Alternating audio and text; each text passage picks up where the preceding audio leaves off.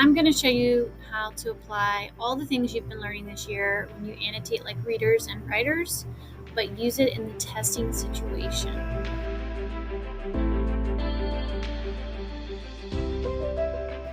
This year, you've been annotating and thinking about the text all year long.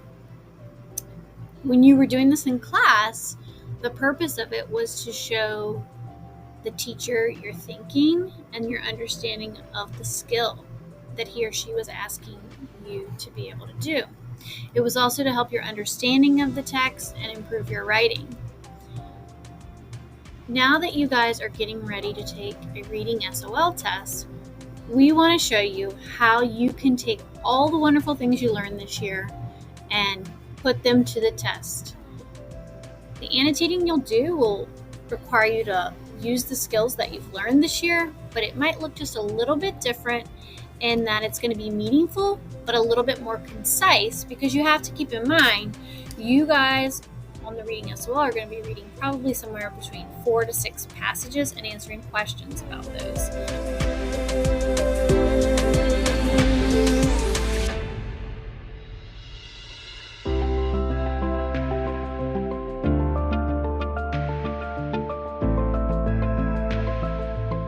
And so you took so much care and attention every time you annotated a text this year, you may not be able to annotate quite as detailed as you did in class.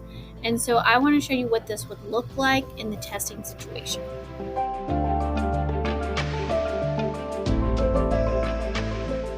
Let's start with the before reading. Just like we did in class, we are going to interact with the text before reading and get our brains ready to comprehend. So before reading, we're going to preview our text features, get our background knowledge going about that topic or that idea, and we're also going to start thinking about what genre is this.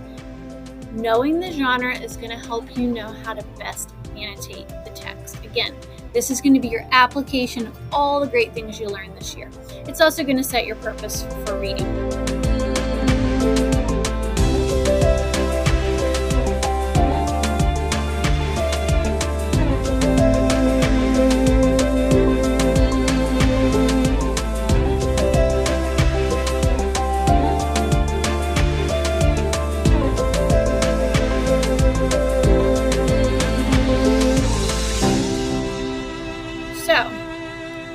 To do that, you're going to use this chart right here. If you preview a text and you find out that it is fiction, you know a great way to annotate fiction is just tracking those plot events as they go. Or you could go back to your thinking moves, make inferences, ask questions, stop and clarify confusing parts. Any of those would work as well. Or sum it up.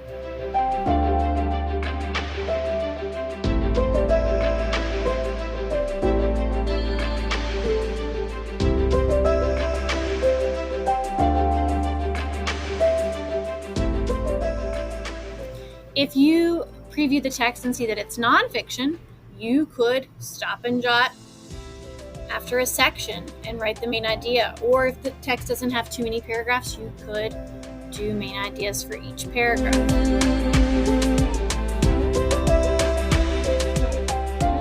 You could also use your thinking moves, or you could also make a connected question related to the big idea of the whole passage. I would not suggest you use all 3 of those, but there are 3 different ways you could do it.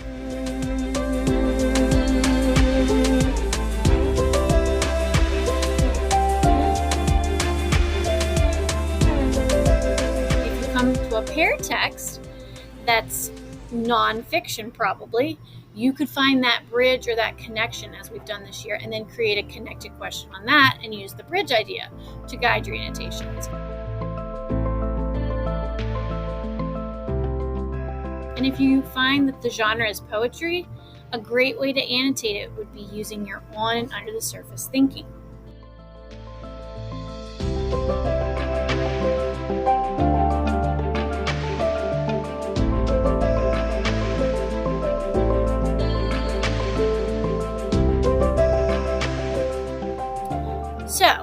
we're going to put this into practice with a text so that before reading, we'll preview the text features, determine the genre, think about our background knowledge, pick our annotation style based on that genre, set up our scratch paper, and then we will annotate as readers with that in mind.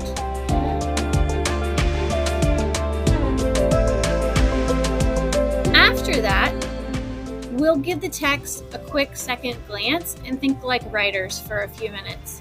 Is there any writer's techniques that are jumping out to you or standing out to you? You could jot those down on your scratch paper because there's a great chance you might see a question that asks you to think like a writer.